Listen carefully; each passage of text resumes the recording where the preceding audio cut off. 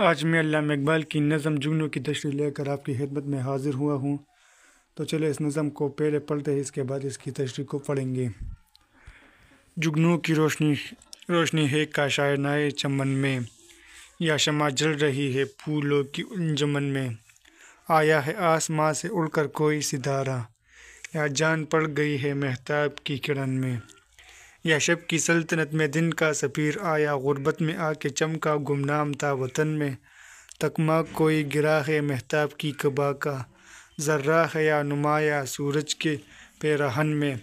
حسن قدیم کی یہ پوشیدہ ایک جھلک تھی، لے آئی جس کو قدرت خلوت سے انجمن میں۔ چھوٹے سے چاند میں ہے ظلمت بھی روشنی بھی، نکلا کبھی گہن سے آیا کبھی گہن میں۔ پروانہ ایک پتنگا جگنو بھی ایک پتنگا، وہ روشنی کا طالب یہ روشنی سراپا۔ ہر چیزوں کو جہاں میں قدرت نے دل بری دی، پروانے کو تپش دی جگنو کو روشنی دی۔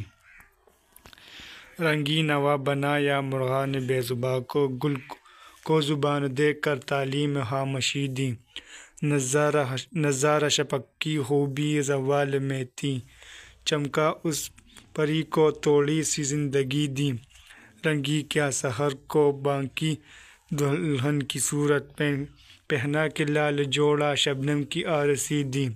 سایہ دیا شجر کو پرواز دی ہوا کو، پانی کو دی روانی موجوں کو بے کلی دی۔ یہ امتیاز لیکن ایک بات ہے ہماری، جگنو کا دن وہی ہے جو رات ہے ہماری۔ حسن ازل کی پیدا ہر چیز میں جھلک ہے، انسان میں وہ سخن ہے، غنچے میں وہ چٹک ہے۔ یہ چاند آسماں کا شاعر کا دل ہے گویا، وہ چاندنی ہے جو کچھ یا درد کی کسک ہے۔ انداز گفتگو نے دھوکے دیے ہے ورنہ، نغمہ ہے بوئے بلبل بو پھول کی چمک ہے۔ کثرت میں کھو گیا ہے وحدت کا راز مخفی، جگنو میں وہ چمک ہے وہ پھول میں مہک ہے۔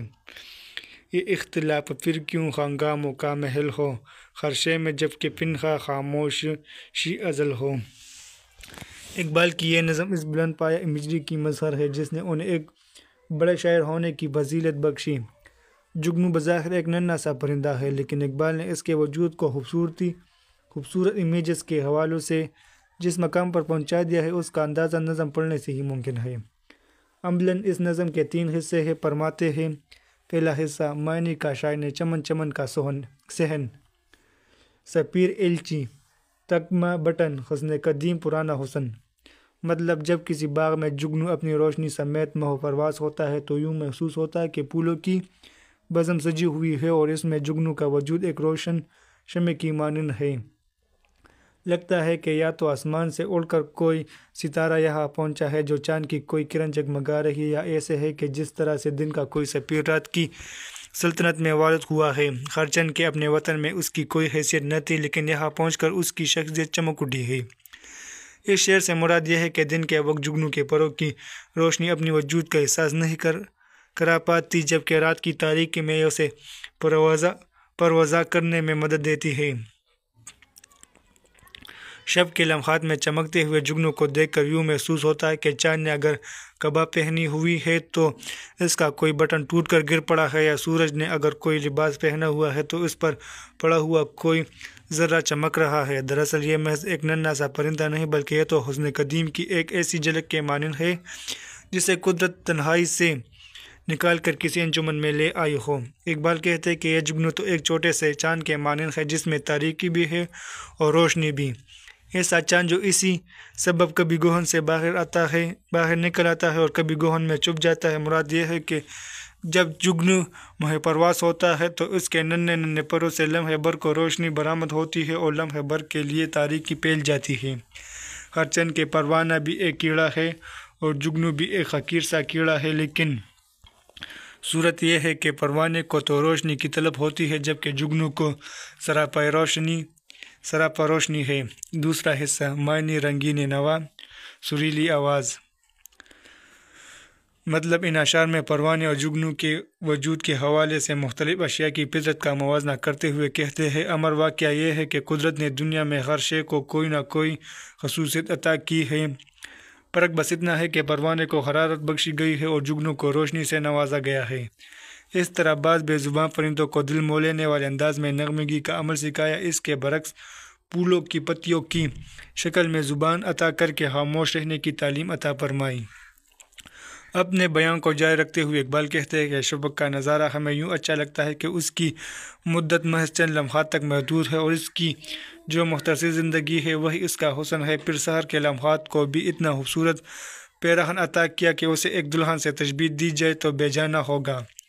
طلوع سحر کا منظر سرخی لیے ہوئے ہوتا ہے، اس لیے اگر اس کو دلہن کی سرخ جوڑے سے تعبیر کیا جائے تو مناسب ہوگا، اور اس لباس پر شبنم کے قطرے کو عارضی تصور کر لیا جائے گا۔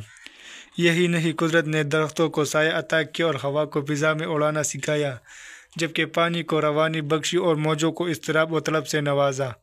ان سب حقائق کے باوجود اس امتیاز میں ایک خصوصی بات بھی ہے کہ جگنو کے لیے وہی وقت دن کی حیثیت رکھتا ہے جس کو ہم انسان رات سمجھتے ہیں۔ تیسرا معنی کسک کسک، ہنگاموں کا محل، شور غوغا کا مقام۔ مطلب اقبال فرماتے ہیں، اقبال پہلے دو حصوں کے اشعار کا جائزہ لیتے ہوئے کہتے ہیں کہ مختلف اشیاء کی جو امتیازی خصوصیات بیان کی گئی ہے ان پر اگر گہری نظر ڈالی جائے تو اس امر کا اندازہ لگانے میں کوئی قباحت نہیں ہوگی کہ یہ اشیاء عملاً روپ کائنات کے حسن کی کرشمہ سازی ہے۔ فرق بس اس قدر ہے کہ انسان کو بولنا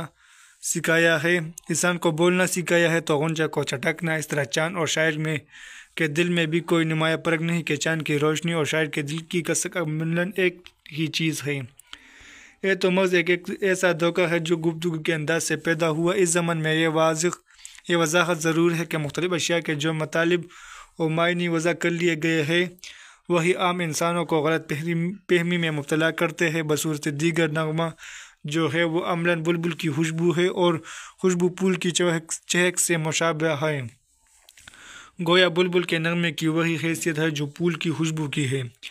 یہ نظم بغور دیکھا جائے تو وحدت الوجود کے فلسفے کی بنیاد بنتی ہے، جو آخری دو اشعار میں تو بالکل ظاہر ہو کر عام نظروں سے چھپ گیا ہے، ورنہ بغور دیکھا جائے تو جو حقیقت جگنو میں چمک اور روشنی بن کر نمایاں ہوتی ہے وہی حقیقت پھول کی خوشبو سے بھی ظاہر ہوتی ہے۔